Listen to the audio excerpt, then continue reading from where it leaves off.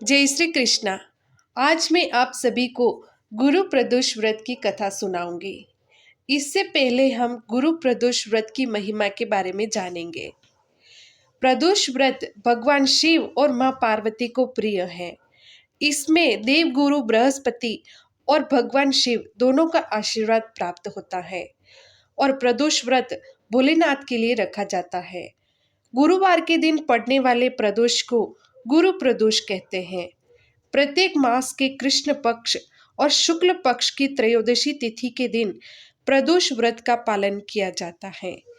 इस व्रत में भगवान शिव की भक्ति भाव और श्रद्धा के साथ पूजा आराधना की जाती है और इससे भगवान आशुतोष अत्यंत प्रसन्न होते हैं, ऐसा हमारे पुराणों में वर्णन है।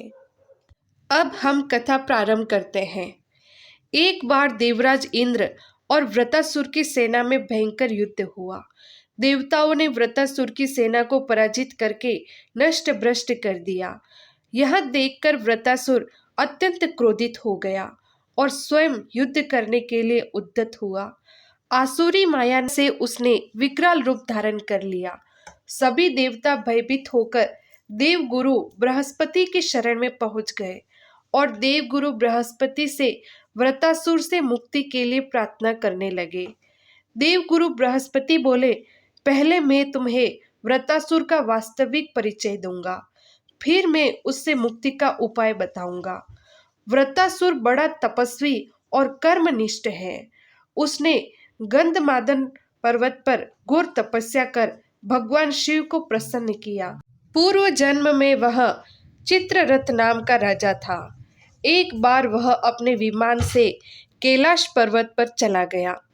वहां भगवान शिव के वामांग में माता पार्वती को विराजमान देखकर वह उपहास पूर्वक बोला, हे प्रभु, मोह माया में फंसे होने के कारण हम मनुष्य स्त्रियों के वशीभूत हो गए हैं, किंतु देवलोक में ऐसा कहीं दृष्टिगोचर नहीं हुआ कि स्त्री सहित कोई सभा में बैठे। चित्ररथ के यह वचन सुनकर सर्वव्यापी शिव शंकर भगवान बोले, हे राजन, मेरा व्यवहारिक दृष्टिकोण अलग है। मैंने मृत्युदाता महाविष हलाहल का पान किया है, फिर भी तुम आम मनुष्यों की भांति मेरा उपहास उड़ा रहे हो।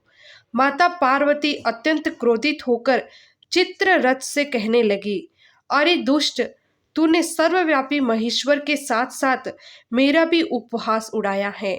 मैं तुझे ऐसी सीख दूंगी कि फिर कभी तू ऐसे संतों का उपहास नहीं करेगा। अब तू दैत्य स्वरूप धारण कर विमान से नीचे गिर। मैं तुझे श्राप देती हूँ कि तू अभी के अभी पृथ्वी पर राक्षस योनि को प्राप्त हो जाए। जगदम्बा भवानी के श्राप स्वरूप चित्ररथ राक्षस योनि को प्राप्त हो गया और त्वष्टा नाम के एक ऋषि थे, जिनका एक भक्त और धर्मपरायण पुत्र था, जिसका नाम विश्वरूप था। 3 सिरों वाले विश्वरूप एक अपार आध्यात्मिक शक्तियों वाले ऋषि थे, जिसने इंद्रलोक के राजा भगवान इंद्र के मन में असुरक्षा और भय की भावना पैदा की और क्रोध में इंद्र ने अच्छे ऋषि पुत्र को मार डाला। जब ऋषि त्वष्टा को इस घटना का पता चला तो वे क्रोधित हो गए और अपनी प्रिय पुत्र की मृत्यु का बदला लेने के उद्देश्य से एक यज्ञ किया।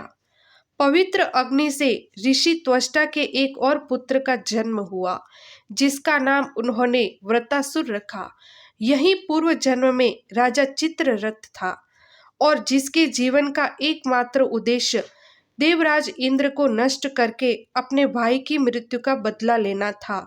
वृत्रासुर ने घोर तपस्या की, जिसके परिणाम स्वरूप उसे एक सर्वोच्च वरदान प्राप्त हुआ। इस वरदान के अनुसार उस समय तक ज्ञात कोई भी हथियार उसे नहीं मार सकता था और वह किसी भी गीली या सूखी वस्तु या लकड़ी या धातु से बने किसी भी हथियार से नहीं मरेगा। इस वरदान ने यह भी सुनिश्चित किया कि युद्ध के दौरान उसकी शक्ति बढ़ती रहेगी। इस वरदान को प्राप्त करने के बाद वृत्रासुर ने इंद्र से युद्ध छेड़ दिया और जिसके परिणाम स्वरूप देवराज इंद्र को अपने हाथी ऐरावत को छोड़कर युद्ध स्थल से भागना पड़ा और देवलोक पर वृत्रासुर ने अधिकार कर लिया। देवगुरु बृहस्पति कहते हैं कि हे देवताओं, आप सभी शत्रु पर विजय प्राप्त करने वाले गुरु प्रदोष का व्रत करें।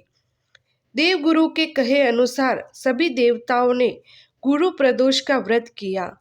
व्रत के प्रताप स्वरूप भगवान शंकर और माता जगदम्बिका प्रसन्न हुए और उन्हें आशीर्वाद दिया और वृत्रासुर के वध का तरीका बताया।